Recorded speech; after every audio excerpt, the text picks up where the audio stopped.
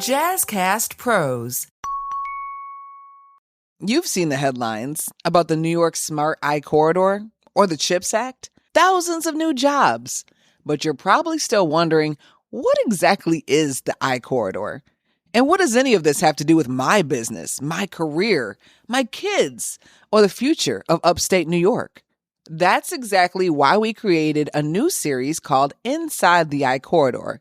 We're cutting through the buzzwords and answering the questions everyone is asking, but few people are explaining.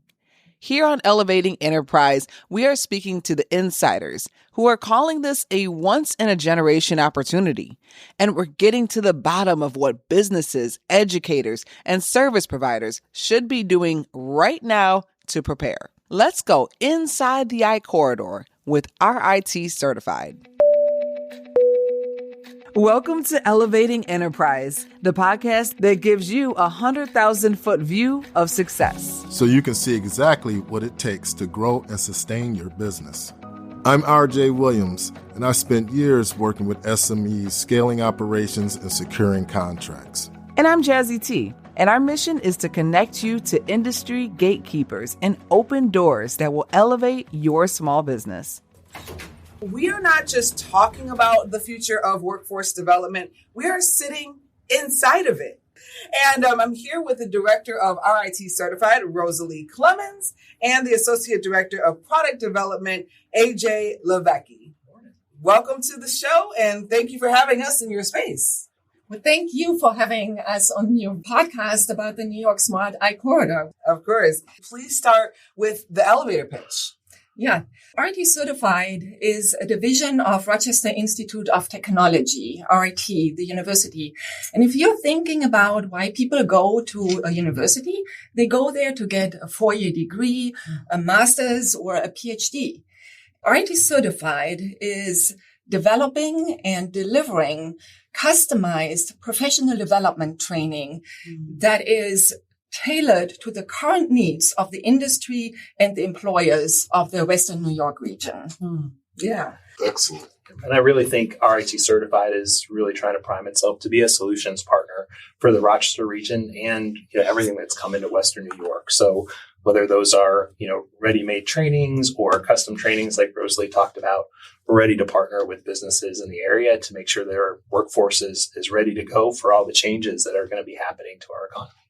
So speaking on that, when you say custom trainings and general training, what separates that?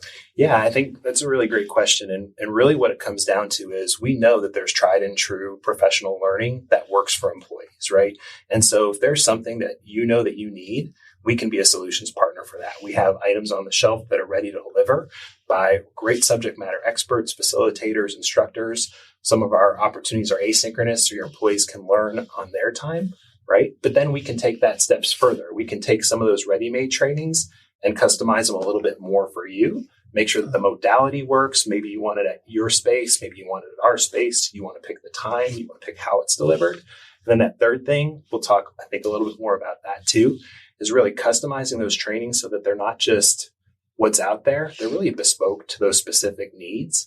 And that's one of the things that I think when we think about the I Corridor and all the shifts that are going to happen, that ramp up speed is going to be really challenging for businesses to prepare for all that's coming our way. So those bespoke, customized solutions are really where we think we can unleash the resources of the university and make sure that our employers in the region can get that value from RIT through RIT Certified and really make sure it's a gateway to success for their current employees and their future workforce. So, Rosalie, we met at the New York Smart I Corridor Summit, which was hosted at the RIT Conference Center. And then a week or so ago, the RIT Alumni House hosted Congressman Joe Morelli, and Ruben and I were there for his talk as well. And he is very instrumental in passing the CHIPS Act. Excuse me. So RIT is really enfolded in all of this. So can either one of you simply explain to the audience what the tech hub is? If somebody's outside of the industry, how would you describe it? Yeah, the way I like to think about it is that it is really an economic development strategy that is centered around one of the currently most important technologies in the world, and that is the semiconductor. And when we are thinking about the corridor. It is really about setting up a globally competitive semiconductor ecosystem in upstate New York. That is really what this is about. And a lot of people are thinking this is just about one company. It's about Micron coming and building a facility in Clay, New York. But it is, and Micron, don't get me wrong, Micron is a very, very important catalyst in all of this. But the corridor is so much bigger. It's much, much bigger than just one company or one city. The corridor stretches from Buffalo through Rochester to Syracuse and also the surrounding regions like Ithaca. There are hundreds of companies in that are forming this ecosystem. And this is where it becomes really important for Rochester, because Rochester is sitting there right in the middle, and we have already awesome capabilities here in our city and strengths that we have been building on for over 100 years. We have optics here. We have microelectronic research here. We have precision manufacturing. It's photonics. All of this is here. It's strengths that our city already has. And so it becomes a once in a lifetime, not once in a lifetime perhaps, but once in a generation opportunity for our region to boost our economy and to boost our community, really. It's what makes people want to move here, what makes them want to stay here. And so this becomes really an opportunity that is for all of us to see. So really exciting for us. Yeah, absolutely. And it's a kind of a long-term project. So there's jobs now, but then there's also future jobs. How is RIT Certified impacting that? It's an interesting way to think about it, because there is, of course, the workforce for today, and then there is the capabilities that either just the workforce and also employers need to build for the next 10 to 15 years. And when we are thinking about our region, we have thousands of engineers here, and they have highly transferable skills. Professionals, engineers, technicians also, of course. And it doesn't always take a 4-year degree to move into an industry like that. If an optics engineer wants to move into a semiconductor manufacturing facility, they just need to be a little bit upskilled and just learn a little bit more about individual things. And that's what helps them with that. And the same way, employers are also thinking that way. They think about how can we transition into this industry? Maybe they are currently not part of what is already an existing national ecosystem on semiconductors. Maybe they are currently not part of that, but they'd like to move into that. What do they need to do in order to get there? And one of the ways I'd like to think about it is our Semiconductor Career Accelerator. Maybe, AJ, you want to talk a little bit about that? Yeah, I think, Rosalie makes a really great point. And I think the question is excellent, because there's so much that we can build on with Rochester's strengths, but when you think of the corridor, it really is bringing a region together. Buffalo, Rochester, Syracuse, all the people and areas in between. And that really kind of makes you think about two things, or makes me think about two things. Number one, it really is about collaboration, right? How do we regionally make sure we're communicating, we're on the same page, we're filling each other's needs, right? Because manufacturing might happen in one area, research and development might happen in another. And so that communication and collaboration among those cities and the spaces in between is really important. But then the other piece is making sure that we all understand what our comparative advantage is within the space, right? Our community colleges in the area do a great job of training entry-level technicians into the space, right? We know that's not our space at RIT Certified. And then our university does a great job of training engineers to be 4-year folks within those industries and make sure that they're having impact in what they do. So what we have to look for is that sweet spot kind of in between, right? There are currently technicians who work in this industry in the area. What do they need to upskill themselves to maybe go into that pathway to be a microelectronic engineer, right? That's where our Semiconductor Career Accelerator courses can help folks who are already in the industry. Or maybe there's an engineer who's in optics and they want to make that transition out of that and into semiconductors, right? They don't need to go back to get another 4-year degree in engineering, and they maybe can pause on their master's because those jobs are going to happen right now. So take this Semiconductor Career Accelerator course. It's been reviewed by Micron. It's been created by professors and researchers and instructors at RIT. So we know that the content in it is going to help folks transition into those careers. And then that's that space where RIT Certified can really help folks who are in the industry now and those who are looking to get into it have opportunities to make that transition quickly, efficiently, and less expensively than what some of the other alternatives might be. Excellent, because you answered my next question. Yeah. Was how are you communicating with the other organizations? Because it seems like there's a lot of MCC has a workforce. I noticed Syracuse operation has a workforce component. And how are you guys all augmenting what, each other, complementing each other? And to kind of build on that, because that's really important too. And we think RIT Certified can kind of, pun definitely intended, be the conduit to all these conversations, right? So one of the things that I know Rosalie's really proud of, and I want to make sure she gets a chance to talk a little bit about it, is we developed a skills summit that we're going to kick off in September that's really trying to bring those employers, government agencies, nonprofits, workforce, community colleges together to try to talk about these challenges that our region is facing and make sure that those conversations aren't just happening in the hubs, but that they're happening across those industries. Do you want to talk about Skills Summit? Yeah, absolutely. So the Skills Summit is going to be our first event that we have this year. And it's meant to bring employers and community organizations together to specifically address how technology is impacting the workforce and what employers can do to really make sure that they are always on the cusp of state-of-the-art technology and that their workforce is following along with that. So for the first summit, we have chosen a very timely topic to kick that off, which is AI. Because AI, all the companies are working on it. Nobody can get away from it, whether they want to or not. And they are all dabbling a little bit as organizations, but also as individuals. We are all trying our ways with these different tools that are out there.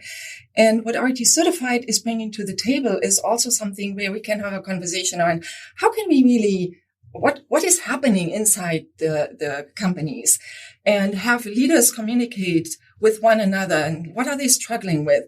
And ultimately what this does is it helps RIT Certified to build products, to build workshops, to build courses, training, online training, whatever it may be, to really help organizations do the next thing.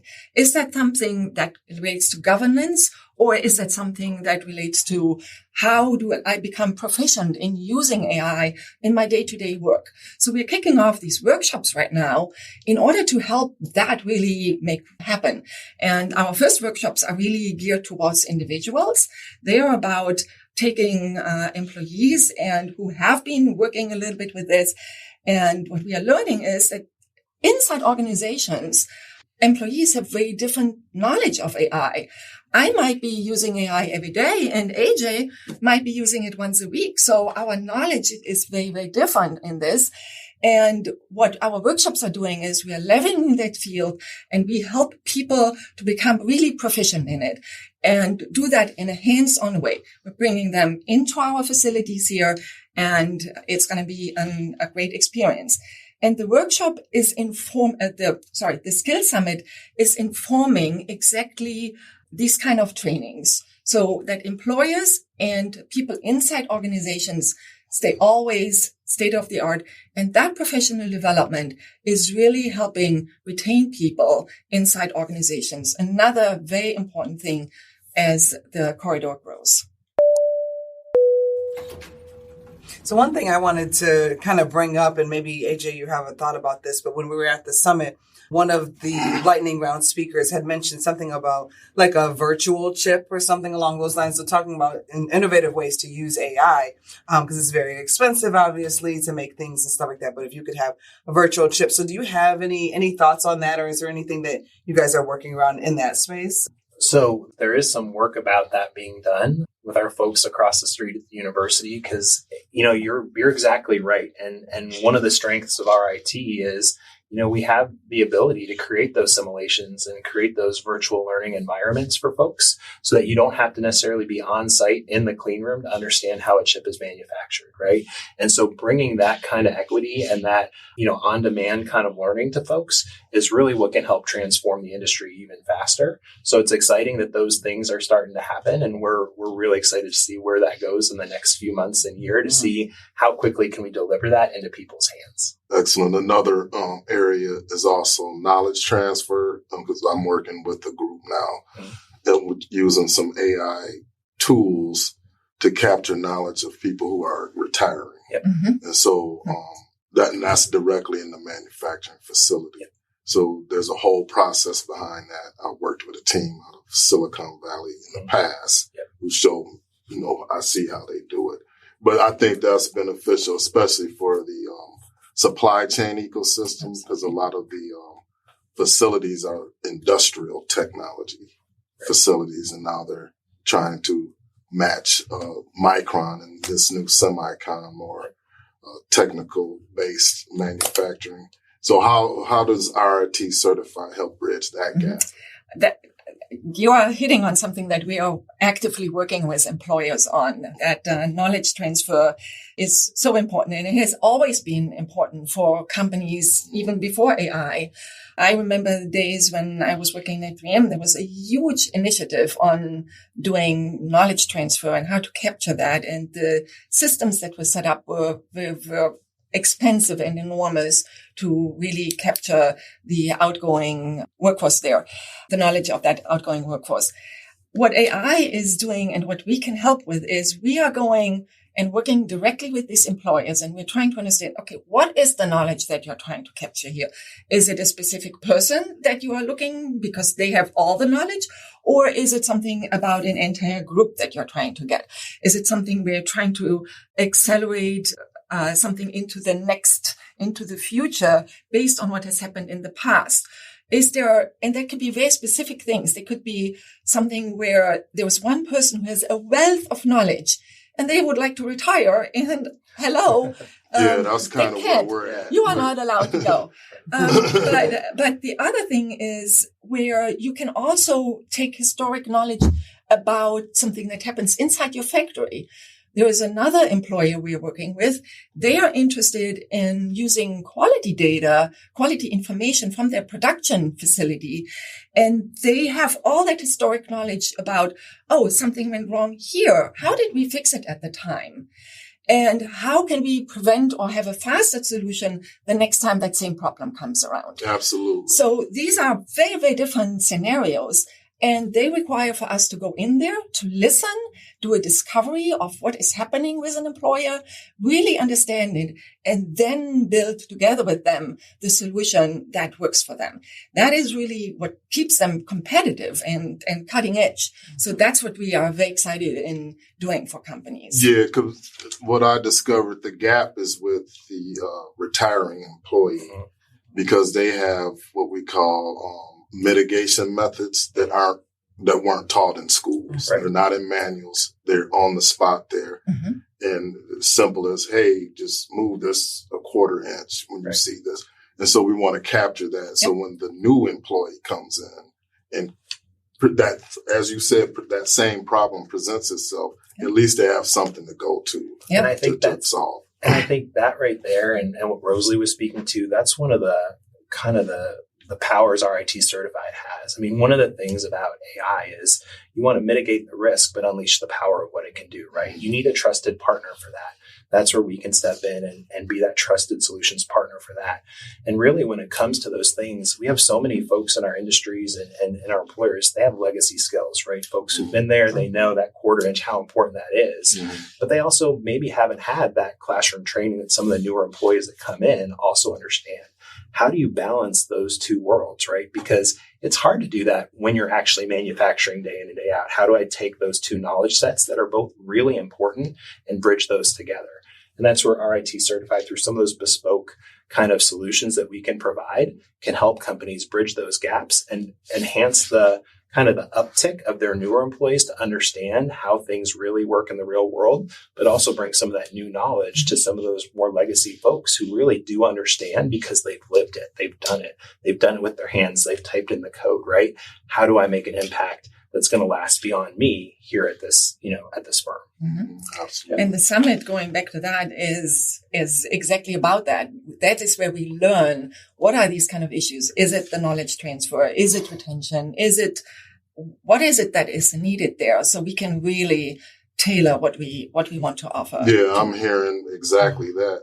Workforce retention, and how do we get this knowledge before these guys disappear? Mm-hmm. And because the construction industry has the same issue. Mm-hmm. A lot of the craftsmen are retiring, but they also have the nuance on solving problems, and they're not written down. Some of them are written down. Mm-hmm. So you do have to combination of historical data, but then also a knowledge capture plan, whether that be interviewing, whether that be GoPro cameras kept, it's a lot of methodology to it. And that's good to hear. Yeah.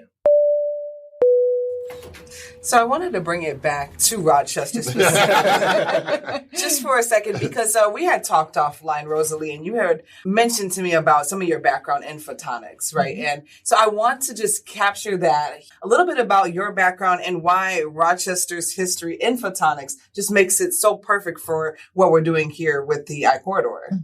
Yeah, you're right. My background is in engineering. I have not always been a workforce person, but my background is in physics, and more specifically in optics and photonics.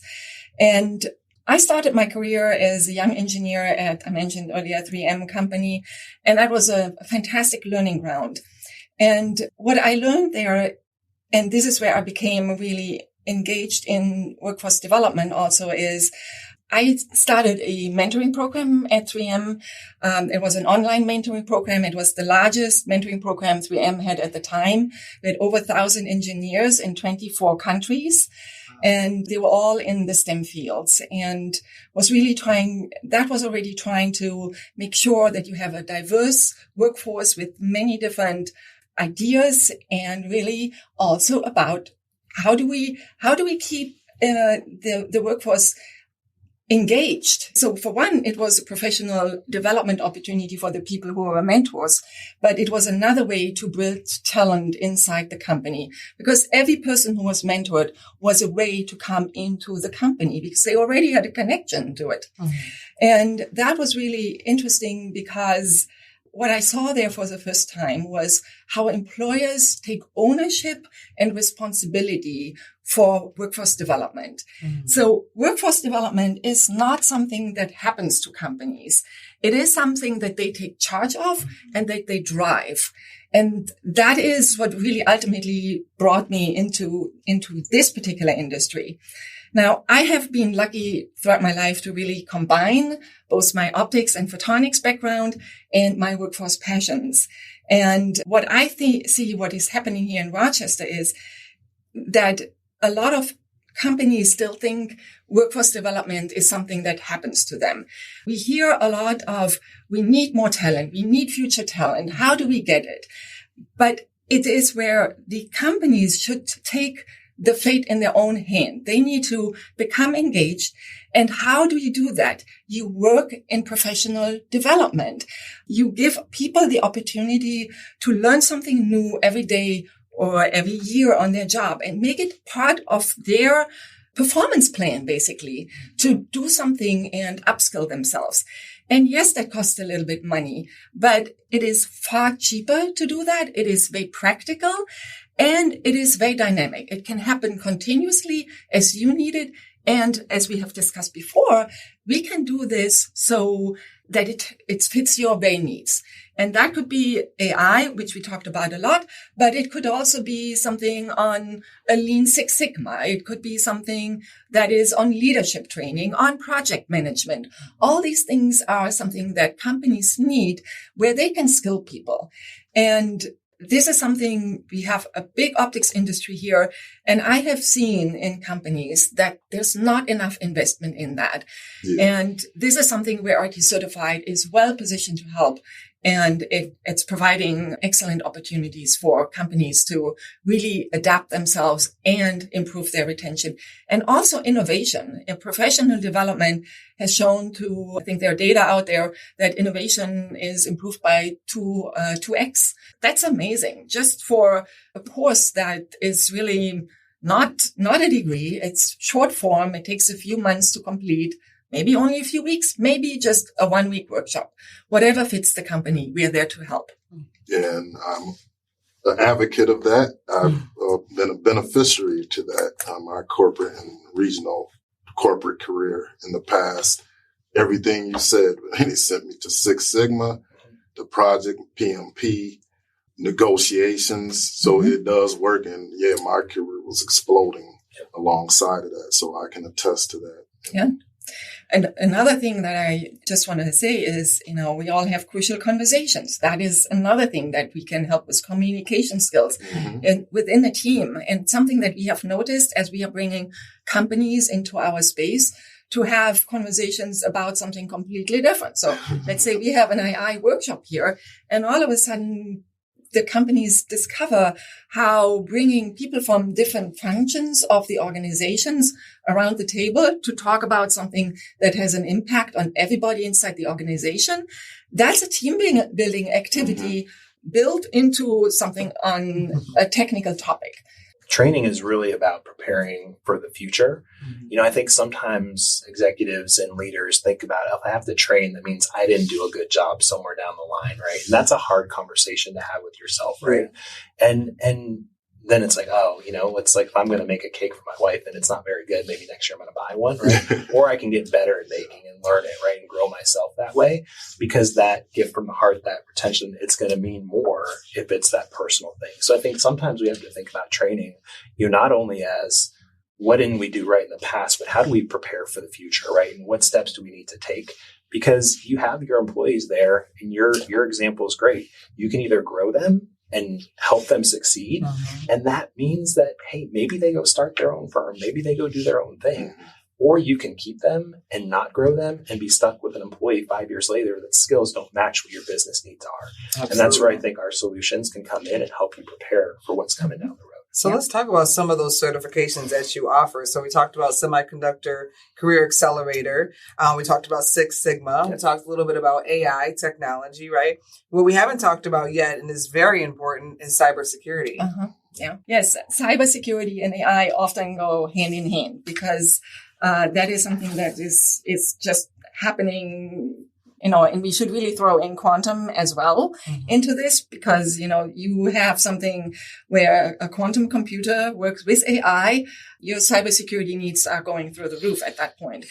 And RIT has the Cyber Institute. So we have a wealth of knowledge, and the university is really working with the government and with many, many big organizations throughout the country on developing these kind of things. And RIT Certified is taking some of that and is bringing it down to companies also in various ways in what they are needing. Again, going back to what does a company need and how can we help? Or how can we help individuals transition into a cyber career? Why is this so important with regard to the I-corridor? Now, a lot of companies here, let's start with the semiconductor industry. The semiconductor industry is something that is in many ways considered a part of national security. And so many of the companies that are here in Rochester, be it photonics, optics, or semiconductors, or anything that is advanced manufacturing here, they are delivering products and equipment into the industry that is defense related. And there are laws and regulations around what these companies need to comply with. So it becomes important for them, and related to cybersecurity, I mean specifically. And what it becomes important that cybersecurity, much like AI, it's a very dynamic field. And before you get a degree in cyber or in AI, that technology has moved way, way past you. And so RIT Certified comes in and picks up on that dynamic. And we can deliver on the go up-to-the-date, state-of-the-art training.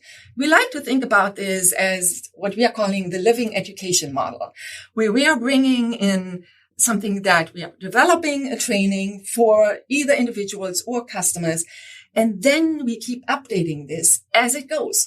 Oh, something new has happened in cyber. A new rule has been established that needs to be considered because companies need to know about that. We'll update it. And this is where RIT Certified has a leg up on anybody who is providing degree training. And that is because it just takes so long to make its way into that kind of education. So this is, and to that point, I mean, there's a different type of training when you're learning and going to school to get a degree. There's fundamentals, there's application. There's not always necessarily life experience that employees working in the field have had when you're learning that information, right? And so it's a different product. It's really a different kind of way to think about learning. And it's like, if your computer is plugged into anything, you're at risk, right? So how do companies mitigate that? Personally, we all worry about it. But if you're a multi-billion-dollar company, that risk is so much larger, right? What are the steps that you can take to protect yourself, protect your employees, protect your customers, limit your risk? And even though sometimes those 4-year degrees, right, are foundational, the experts who are teaching those classes and working with those students at RIT are the subject matter experts that we lean on to deliver that training to businesses. So it's verified, it's credentialed, it's people who understand this industry, but also understand what's coming so they can prepare businesses for the future. Yeah. Before we move on, are there any specific examples that you could share of something, maybe like a problem and then a solution? We've had companies come in with lots of different requests, and just a couple more recently, we had a company that, you know, they had some of those legacy folks on their team, and they really wanted to make sure that the knowledge that those managers had was able to get to their floor workers and really to understand how things go. And so we developed bespoke training that was really kind of train the trainers, right? So a little bit more durable skills and really teaching people how to take that knowledge you have and how you deliver that to employees, right? We've also done software engineering training for companies where we'll use a subject matter expert from the university. They have a business problem that they're trying to solve for, and we can take that university expertise and deliver kind of a customized at their office, you know, way to solve a problem that they're doing, because they're not all speaking the language when it comes to coding, right? So how do we make sure that everything is at this level? These are smart people. These are engineers. These are people who know how to do their work, but they were all speaking different languages when it came to the data that they're looking for, right? So how do we bring that expertise there? I'm sure Rosalie can take us on one thing that I'm super excited about right now, we are working on a large manufacturer, and they are looking for training in design for automated assembly. And I'm sure that you can appreciate that because, you know, there is design for assembly, there's design for manufacturing, there's design for manufacturing and assembly. But there is currently no framework for design for automated assembly. And so that is something that we are developing right now with a specific customer. But we see potential for that in the I corridor up and down. Because if you're thinking about what is still being put together in terms of putting a chip together and packaging it, all these things are happening in automation. And so to create a framework around automated assembly, that is something I'm super, this my engineering nerdiness is coming out there, and I'm very, very excited about that. Just as a so when you say that, is there an example like you mentioned in the past that other markets you're providing some online training? Do you go find out what they're doing and bring that back here, or how does that work? Well, it's funny how you mentioned that. And, you know, it comes back to how we are providing, for example, already existing training in the Sun Belts where something like that is happening. And it goes to show that RIT Certified is not restricted in a geographical sense. And the questions that are coming up with companies in mature markets are the same that are coming up here. How do we get to the talent? How do we retain talent? How do we create career pathways? All of the questions are the same. And so we can go out and deliver in these markets that are already mature, the same training that we would be delivering here, whether it's somewhere across the country or even overseas, because many of the companies that we are working with are international companies and they want to have a standardized training. So online training becomes really very, very powerful. So when you say more mature markets like the Sun Belt, what's happening in Arizona? Like how kind of far ahead are they versus Rochester? I love talking about Arizona. I think it's the perfect comparison. So in Arizona, the weather too, or the weather. The weather. So I actually went to University of Arizona, and I was at the College of Optical Sciences there. And when I was hired into Rochester, I was told by the company that I was the first person that they were able to recruit for the team in Rochester. But going back to the mature markets and where does Arizona fit in there? So when we look at Arizona, we have Phoenix, where we have the manufacturing facilities. There's Intel, there's TSMC, all of this is there. And Tucson is the optics valley. And so when manufacturing moved into Phoenix, Tucson did not try to become another Phoenix. In fact, they doubled down on what they are really good at: optics, photonics, and the world-class research in those areas. Sounds familiar. And so that's just it. And this is, I think, where we have a lot in common with Tucson. We have decades, a century of expertise in optics. We have photonics. We have microelectronic research here. Performance manufacturing. So all these things are already here, and there are capabilities and strengths that we can build on and just then become an indispensable part of that semiconductor ecosystem that is happening in the corridor here. And Certified is helping mature markets and mature ones. But we are learning from those markets. And that is the message that we should try to learn here. Rochester should not try to become the next Syracuse, because Syracuse has the manufacturing. They have the Micron facility.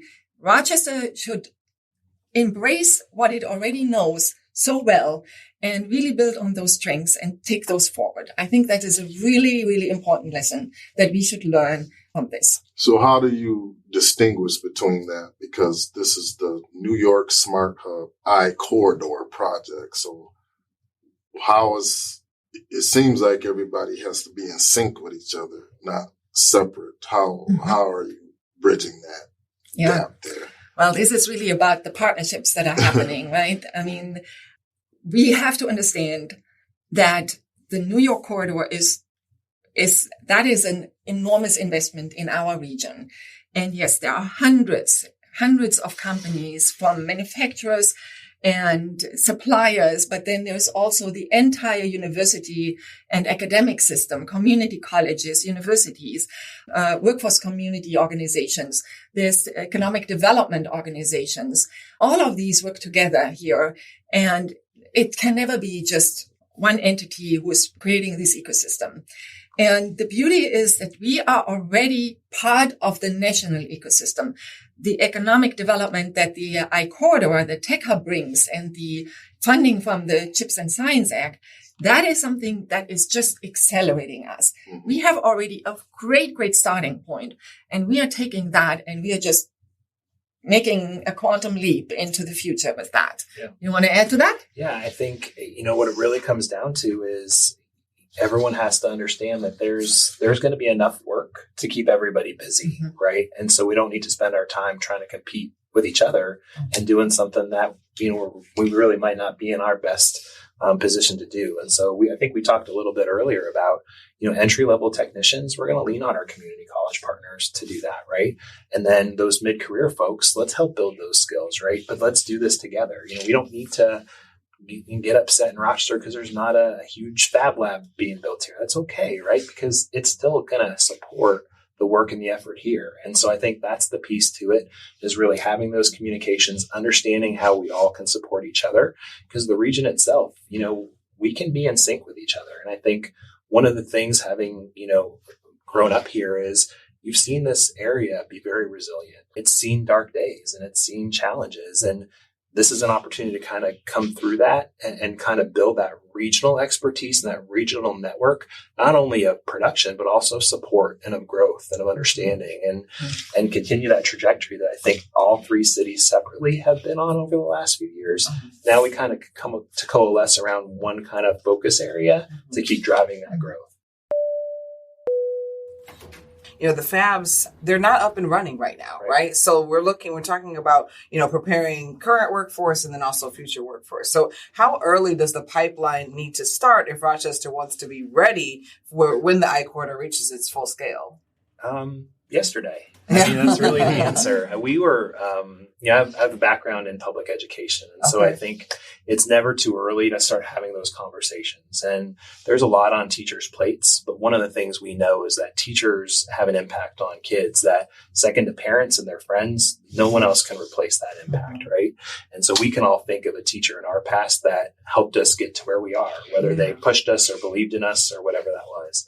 So we were fortunate to have the New York State Department of Labor visit a few weeks ago. And they have a program where teachers within the region visit different industries and see what careers are out there for kids, for their students. Cool. And we asked, at what age do you start talking to kids about careers? And someone in the group was like, we start in kindergarten. I was like, that's awesome. I don't know what those conversations sound like. Maybe you're going to be a unicorn engineer someday or something like that.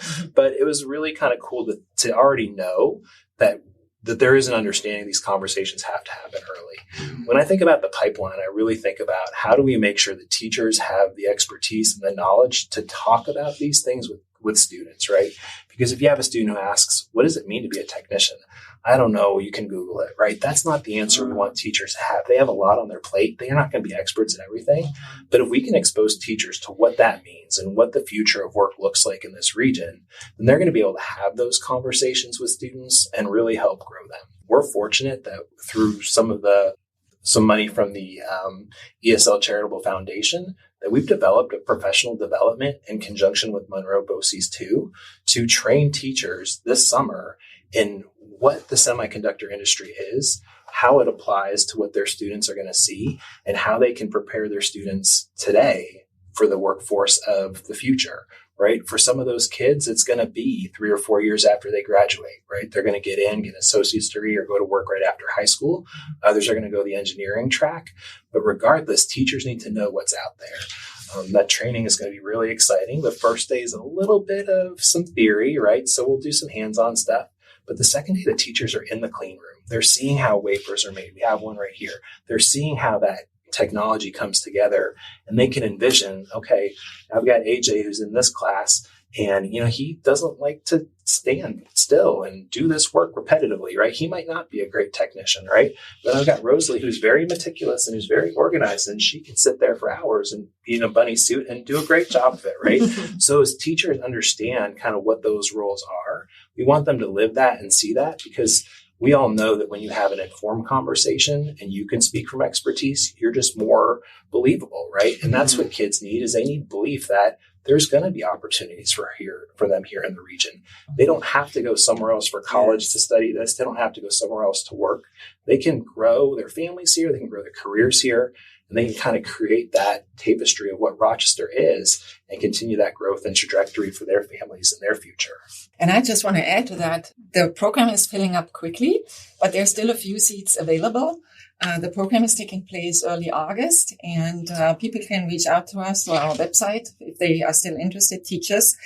And we hope to run it again because it is a really wonderful experience for the teachers.